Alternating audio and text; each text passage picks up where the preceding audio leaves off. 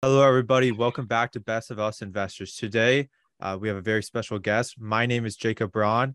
I'm here to talk to you about Anavex Life Sciences. The company currently sits at $1 billion, but they have an exciting data announcement in December 1st at CTAD conference.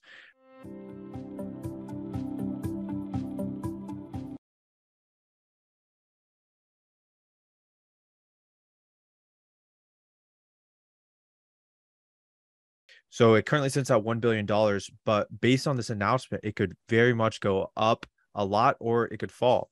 Biogen on recent similar announcing similar data for theirs Alzheimer's drug phase 3 data went up almost $20 billion in market cap. And Anavex is releasing their phase 3 Alzheimer's data at this conference December 1st.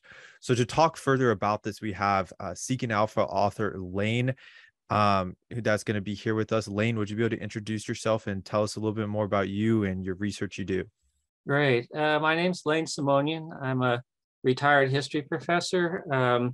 I started studying Alzheimer's disease in 2004. I had an aunt and a cousin who were in the late stages of Alzheimer's, and my mother was in the early stages. So I tried to go through all the different hypotheses for Alzheimer's, and one of the last I came across was that the disease primarily driven by oxidative stress. So I treated my mother with aromatherapy. She remembered her name again, recognized her house, was more alert and aware, recognized objects, became less agitated. So it helped her. Eventually, she died of heart failure, but it improved her quality of life for about 4 or 5 years after we began using it. So then I started to study different companies that I thought might have mechanism of actions that might work similarly, and that could help improve the lives of people with Alzheimer's disease. Yeah, thank you for sharing that. I actually didn't know that, even though I've been following you for a little over a year now. And we agree on some topics, we disagree on topics, but I very much respect your opinion and enjoy hearing about it. So with that, would you be able to just give us a little bit of an overview of Anavex Life Sciences and kind of your thoughts on the company? Yes, it's and I've been following it for about 7 years. It's existed longer than that. Its first studies were in Alzheimer's, and it's still continuing on that. As you mentioned, the CTAD conference, those that data set is going to be very critical. It also is involved in Rett syndrome, both adult and pediatric Parkinson's disease, particularly Parkinson's disease, dementia. It may branch out into other areas as well. So the theory is that the mechanism of action that applies to Alzheimer's may apply to other neurological diseases and conditions as well. Yeah. So another question. So you said you've been following this for 7 years. How did you even originally find the company? I was, and I think this is what when I first found out about it. I can't remember if I knew about it before, but the CEO, Christopher Missling, contacted me and said that he was interested in what I had written from Seeking Alpha and also Alts Connected and other sites. And he saw some overlap between the direction the company was going and its mechanism of action, what I had written about previously. So what is your investment thesis? So kind of like the reason you think um, supports or doesn't support investing in this company. I think, and it's mainly for Alzheimer's. The Rett syndrome pediatric may have an influence, depending on where the Parkinson's disease dementia goes. That will have an influence. But I think the critical data will be in December, and they're very small trials before. They're open label trials, but they're one of the few companies that have data going out to about 3 years, where at the highest dose, at least, it appears to largely stabilize the disease. And if that's the case, then that would be a game changer. We won't know that from CTAD. All we'll know is about 48 weeks. But if it comes close to baseline or maybe slightly above baseline, that's a good sign. But the more important sign is whether that whether that kind of signal continues throughout a longer period of time. Yeah, so I would love to talk about some of their data. So I like you said, we don't have a ton of patients to work with. I believe it's 21-ish. Is that correct? That's right. Yeah, there's 8 in the high dose group and 13 in the low dose group at 148 weeks, I believe it is. And like you said, that's a very long time period. The data has looked very good over that time period, especially for that higher dose. Um, uh, but now the company's done, I think, a little over 500 people for the phase 2, 3 combined that they're presenting. And at 48 weeks, that's an Aricept, which was on the market, had about a 6 months was all that it really was approved off of positive data for 6 months. So that's plenty of data time. My question though is, this is 500 people is a very small trial to get approved on. And with such a short time, 48 weeks, I think it'd be very hard to show like a big disease, a big change from the medicine to show statistical significance. Does this concern you at all? Or do you like, I personally think the company at a minimum will have to run another phase 3 trial. What are your thoughts on that? Does the Yeah, sample size concern you or any other thing? to a certain degree, it does, and I think there's a lot of difference in opinion about this. But usually, or at least some people think you can get some statistical significance out of about 100 patients. So it'll be interesting to see how the FDA looks at it. And the Aricept data is really, I've been trying to go through it, very complicated because, like you say, it was approved on 6 months data. And after that, it becomes very murky. At a year, there are some studies that indicate that it's close to baseline and then drops after that. Some say after 6 months. So it's kind of hard at a year to distinguish yourself from the standard of care. That concerns me a little bit more. And people ask me, how much difference does there have to be to get it approved at 48 weeks? That's a hard question to answer. If it's slightly better or slightly worse than, say, Aricept, then does the FDA approve it? On the other hand, FDA has approved Aduhelm, which showed only a slight improvement, probably just in APOE4 carriers. So it could approve it even if it's not that much higher than the standard of care. So the numbers concern me a little bit less than what the actual results are and whether it distinguishes itself sufficiently from the standard of care. But if it's only slightly below baseline at 48 weeks, what the FDA could do is give it accelerated approval and then say stretch that out longer. I don't know if they'd ask for more patients, but they might ask for a longer study. And there is open label, but I think you probably would have to run another trial, a longer trial before it's approved outright, I would think. Yeah, I think I run into a very similar thing, and it really comes down to the FDA. The FDA hasn't given great guidance on what is needed and what isn't needed in Alzheimer's. And even it seems like across the field, there's variation on what you need to get a BTD or an AA. So we are, as investors, are somewhat lost because it seems like the FDA doesn't have some standard numbers or places it hits. It's a very individualized. And that's not just with Alzheimer's. It seems like somewhat across multiple neurodegenerative diseases. Yes, yes. So yeah, I'm sure you're running into that too. As an example, with Amylyx, they approved it again, accelerated approval, but based on phase 2 trial data that was not good, not bad. I mean, it was good, but you had to look at it or look at more carefully. So on some of these diseases, it's seeming like the FDA is giving some leniency in some sense. I mean, these are fatal diseases, so you can kind of understand the pressure to do so. Kind of same with biomarkers too. They lean very heavily on amyloid, but when you remove amyloid, the cognitive effects are not major in some cases. So there's a danger of them kind of leaning too heavily on biomarkers in that regard. Yeah. So, like you mentioned, the AMLX case, I think the approval before the US and Canada actually put a lot of pressure on the FDA. I Yeah, don't think they would have done it if Canada hadn't done it. Yes, and I had a reader from Canada who made the same comment, so I think you're right on that. And the commenter too, that did put quite a bit of pressure on them. And another thing that I've had pointed out to me is that a lot of cancer drugs are approved very early on, very quickly, and based mainly around biomarker data.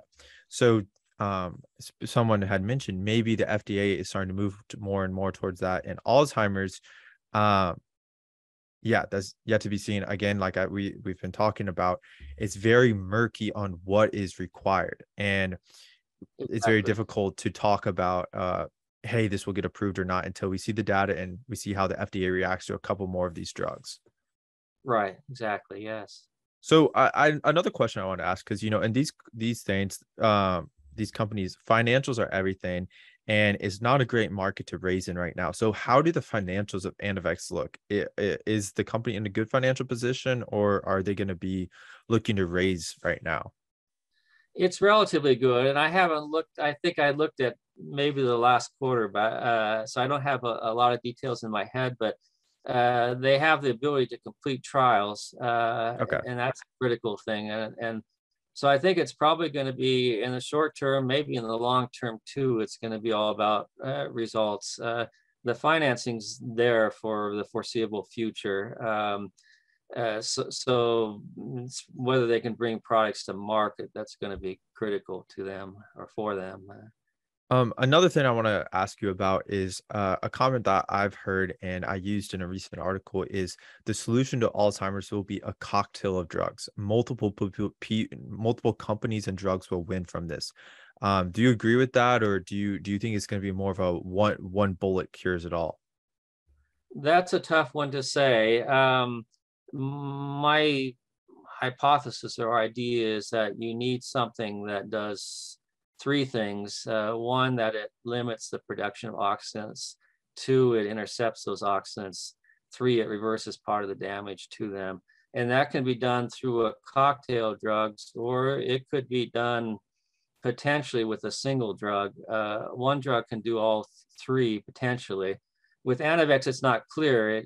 It inhibits the release of intracellular calcium, which reduces oxidative stress. But whether it intercepts and reverses it, different readers have, with scientific backgrounds, have been somewhat skeptical about that, but potentially at least. And it seems to help, not very much, but does seem to help people who even have sort of a genetic mutation against that receptor, that what they call sigma 1 receptor. So potentially it could help people, but it does seem to be, at least for Anavex and a lot of other drugs, early if you give it, it makes some difference. So they changed from sort of mild to moderate to mild Alzheimer's because the numbers for moderate weren't particularly good, whereas for mild, it seemed to stabilize over long periods of time. And there are a number of different natural products or drugs that do that. You have a drop with moderate, but with mild, it appears that you can stabilize for 2 years, potentially 3 years. So it could be one drug. It may be, maybe one drug does one thing. Maybe one drug inhibits one part of the process that leads to oxidation, nitration, and another one does another part of the process. And maybe you combine the two, maybe you have a greater impact, potentially at least. Yeah, no. And again, a lot of it is up in the air, like you've been saying.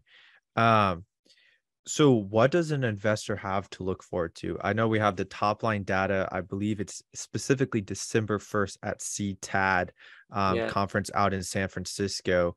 Are there any other big announcements coming up or things that you investors should be really looking forward to?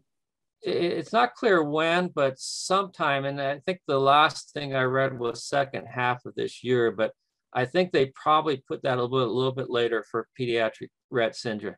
That would probably be the next big one. I'm not quite sure what's happening with adult Rett syndrome and also Parkinson's disease dementia. I think those are discussions that companies having with the FDA. So there might not be anything more on those fronts until sometime next year. But after the Alzheimer's, I would expect something on pediatric Rett syndrome fairly soon, possibly early next year, possibly. Those would be the two big ones. And then there's things further out in terms of other conditions they may try to look at, like multiple sclerosis and things like that, but those are much further out. So I'd say the pediatric Rett is probably the next major announcement. Now, if they don't do good on the Alzheimer's, the pediatric Rett might not make much difference if those results are good. But if they can sort of have one good result and then another, that really helps the company. No, for sure. Another thing, I forgot to mention this when we were talking about the trial specifically. Um, if I'm correct, the company has its Alzheimer's trial entirely based out of the United States. Is that correct? That's correct. And whether that's an issue or not, it's people look at it different ways. There are quite a few phase 3 clinical trials conducted outside of the United States. Whether there are any others solely outside the United States, I'm not sure of. Again, it depends on how the FDA looks upon that. If it considers phase 3 clinical trials outside the United States with some question marks, that could be an issue for the company. If it's coming, and most of Australia, places like that, in Europe, maybe it will accept those results. It's not clear at this point whether that will be the case or not. So that's another issue that the FDA will have to look at. So, kind of as we come to an end here, do you have any last thoughts about the company that I kind of glance over, or things that you want to mention? Again, it's very hard to say when you're looking at very small numbers. It seems to have an impact at different stages, and that impact doesn't drop much. So you go from 57 weeks to 109. I think they had 5 out of 6, or 6 people who improved or were near baseline at 57 weeks.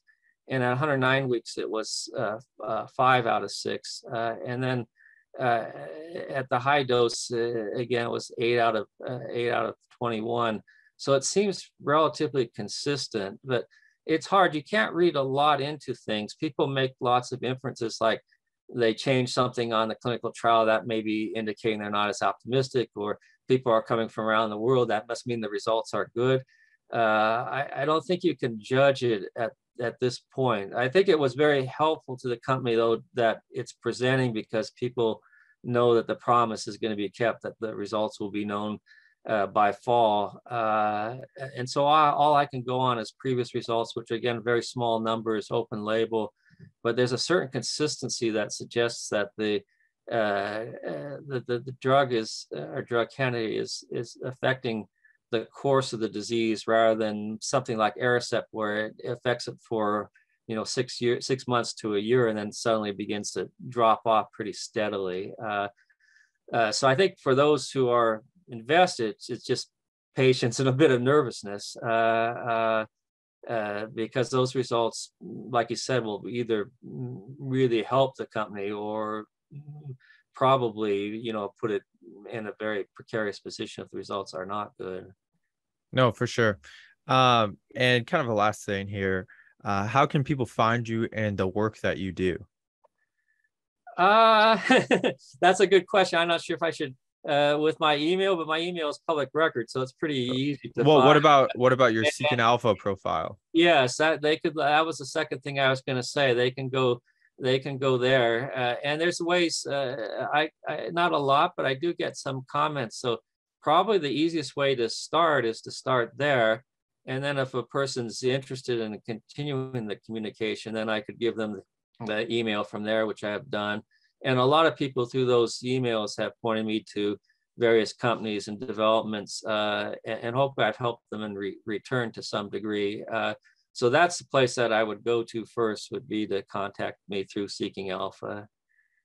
Yeah. Well, thanks again for coming on.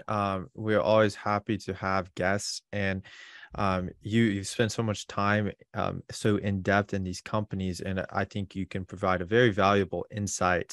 So thank you for coming on, guys. For watching this, make sure to like and subscribe, and check out some of Lane's work. Thank you very much, Jacob. Very nice talking with you.